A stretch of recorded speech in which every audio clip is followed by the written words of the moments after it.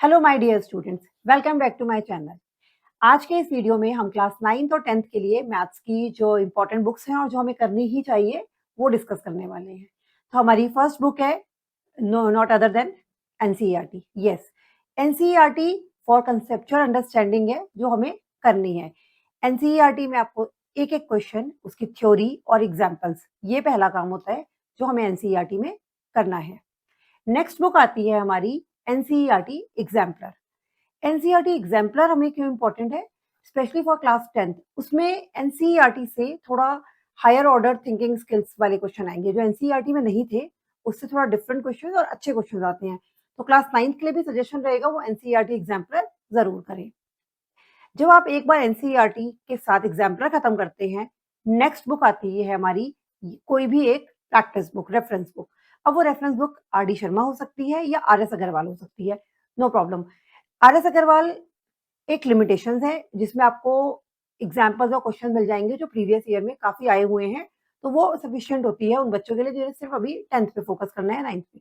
लेकिन जो आगे कॉम्पिटिशन्स की तैयारी भी कर रहे हैं और साथ-साथ जिन्हें मैथ्स में और ज़्यादा करियर बनाना है, तो वो आर डी शर्मा भी साथ में कर सकते हैं। क्योंकि उसमें क्वेश्चंस की जो मतलब क्वालिटी है और ज़्यादा है और क्वेश्चन नंबर ऑफ क्वेश्चंस भी बहुत ज़्यादा है। आई थिंक अगर आर एस अग्रवाल में एक एक्सरसाइज में किसी में 50 है, तो वहाँ 60, 70, 80 तक भी क्वेश्चंस आरडी में चले जाते हैं। ठीक है? इसके बाद मेरे पास आपके लिए कुछ और भी चीज़ें हैं। नेक्स्ट, जैसे कि आप देख सकते हैं, मैंने स्क्रीन पर आपके लिए एक पोर्टल ओपन किया है। ये सीबीएसई की तरफ से दीक्षा ऑनलाइन पोर्टल है। इसमें आपको डिफरेंट डिफरेंट चीज़ें मिलेंगी। जैसे ये बोर्ड एग्जामिनेशन पे अगर हम क्लिक करते हैं, तो इसमें आप देखिए different different previous year question papers, sample question papers, question bank, ऐसे अलग-अलग चीज़ें आपको दी गई हैं। अगर आप इसमें से किसी भी चीज़ को क्लिक करते हैं, तो आपको, जैसे कि ये क्वेश्चन बैंक पे क्लिक किया है, तो ये आपने यहाँ से क्लास सेलेक्ट की, क्लास 10th, और आपको इसमें डिफरेंट डिफरेंट आपका आ जाएगा। आप सब्जेक्ट वाइज कर सकते हैं, इंग्लिश, मैथ्स, साइंस का दिख रहा है यहाँ, आप मैथ्स पे क्लिक करिए। तो ये आपकी जैसे इसमें केस स्टडीज खुल गई हैं। ये फर्स्ट चैप्टर रियल नंबर्स की केस स्टडी है। ऐसे इसमें काफ़ी सारे पेजेस हैं और बहुत सारी केस स्टडीज़ हैं। तो केस स्टडी की प्रैक्टिस के लिए आपको और कहीं से लेने की ज़रूरत नहीं है। आप देख सकते हैं आंसर्स भी यहाँ पर दिखाए हुए हैं। तो एग्ज़ाम्पल के लिए मैंने आपको ये दिखा दिया है। तो ऐसे इसमें बहुत सारी चीज़ें हैं। साइंस के लिए भी देख सकते हैं आप, इंग्लिश के लिए भी देख सकते हैं। अब हम वापस जाते हैं। अब ये देखिए नीचे आप, ये दीक्षा ऑनलाइन पोर्टल है। अगर आप इस पर क्लिक करते हैं,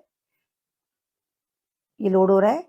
इसमें ब्राउज़ बाय सब्जेक्ट में अगर आप जैसे मैथ सेलेक्ट करते हैं हम, इसमें सारे सब्जेक्ट्स हैं, आप हर सब्जेक्ट के लिए कर सकते हैं और क्लासेस के लिए भी हैं। स्पेशली हम लोग क्लास 10th की बात कर रहे हैं, तो अभी हम इसमें 10th का देखेंगे। इसके बाद आप इसमें जैसे हमें डिफरेंट क्वेश्चन चाहिए प्रैक्टिस के लिए। अगर आप आर डी शर्मा या आर एस अग्रवाल से ज़्यादा भी करना चाहते हैं, तो हमने यहाँ पर क्वेश्चन बैंक टाइप किया और अब हम सर्च पे जाएँगे। लेफ्ट साइड में देखिए आप, यहाँ सेलेक्ट क्लास आ जाएगा आपका। आपने क्लास 10th सेलेक्ट किया, फिर सेलेक्ट सब्जेक्ट है। हम लोग मैथ्स की बात कर रहे हैं, तो हम लोग मैथ्स पे जाते हैं। आपका आ गया ये मैथमेटिक्स। अब देखते हैं हम, ये देखिए आप, ये डिफरेंट डिफरेंट आपको दिख रहे हैं। अब हम लोग सपोज कोई एक चैप्टर ओपन करते हैं। जैसे ये क्लास 10th का प्रोबेबिलिटी चैप्टर ओपन हुआ है, चैप्टर नंबर 14 है। अब इसमें आपको बहुत सारे क्वेश्चन मिल जाएंगे। ये इसमें एमसीक्यू बेस्ड क्वेश्चंस हैं, ठीक है, आंसर द फॉलोइंग क्वेश्चंस। तो डिफरेंट डिफरेंट क्वेश्चंस हैं और आई थिंक इसमें इन्होंने आंसर्स भी दिए हैं और ये टाइम टू टाइम अपडेट होते रहते हैं। तो आपको नए नए क्वेश्चंस आपको देखने को मिलेंगे प्रैक्टिस के लिए। तो क्लास 10th के बच्चों के लिए तो ये बहुत अच्छा एक पोर्टल है, इसको जरूर आप लोग यूज कीजिए। इसका लिंक मैं डिस्क्रिप्शन बॉक्स में दे दूंगी, जो कि आप वो कर सकते हैं। आप इससे प्रीवियस ईयर पेपर भी डाउनलोड कर सकते हैं और मल्टीपल चीजें, इसको थोड़ा गो थ्रू करिए, पता चलेगा आपको कि ये कितना हेल्पफुल होने वाला है। अब हम लोग बात करते हैं थोड़ी सैंपल पेपर्स की। Sample papers, I know that कि अभी ये बहुत जल्दी है बताना, लेकिन स्पेशली फॉर क्लास 10th के स्टूडेंट्स के लिए सितंबर अक्टूबर में आप लोगों को सैंपल पेपर्स परचेस कर लेने हैं।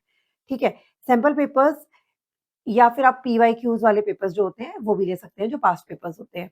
अब इसमें दो टाइप के आते हैं, एक आपके सब्जेक्ट वाइज आते हैं और एक आपके पूरे आते हैं, जैसे 15 ईयर्स के आपके कंटिन्यूस आ गए।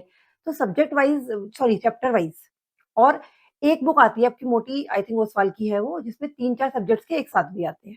अब आप अगर चैप्टर वाइज वाले पे जा रहे हो, वो भी अच्छी है, नो डाउट। और मल्टीपल चैप्टर्स वाली ले रहे हो आप, जैसे सारे जिसमें प्रीवियस ईयर 15 साल के क्वेश्चंस हैं, वो भी इम्पोर्टेंट है। तो ये सब आपको बाद में चाहिए। आई थिंक ये सितंबर अक्टूबर में ही अवेलेबल भी होती हैं, जुलाई अगस्त के बाद ही अवेलेबल होती हैं। तो मतलब मेरी ओपिनियन में ओसवाल अच्छी है, उसके अलावा आप अरिहंत पे जा सकते हैं ना, अरिहंत की भी अच्छे आते हैं चैप्टर वाइज़, एडुकार्ट है, ऐसे मल्टीपल हैं, तो वो आप देख लीजिएगा। लेकिन स्टार्टिंग आपको किससे करनी है? एनसीईआरटी से करनी है, ठीक है? और आपकी कोशिश ये रहनी चाहिए, अप्रोच ये रहनी चाहिए, स्पेशली क्लास 10th स्टूडेंट्स, कि आपका सिलेबस अभी से स्टार्ट हो जाए और वो सितंबर तक फिनिश हो जाए, ये रहना चाहिए। उसके बाद आप सैंपल पेपर और डिफरेंट चीज़ें करेंगे। आई होप आपको वीडियो अच्छी लगी होगी, इन्फॉर्मेटिव लगी होगी। ऐसे ही वीडियोस के लिए मुझे वीडियोस को लाइक कीजिए, शेयर कीजिए और सब्सक्राइब कीजिए। Thank you for watching.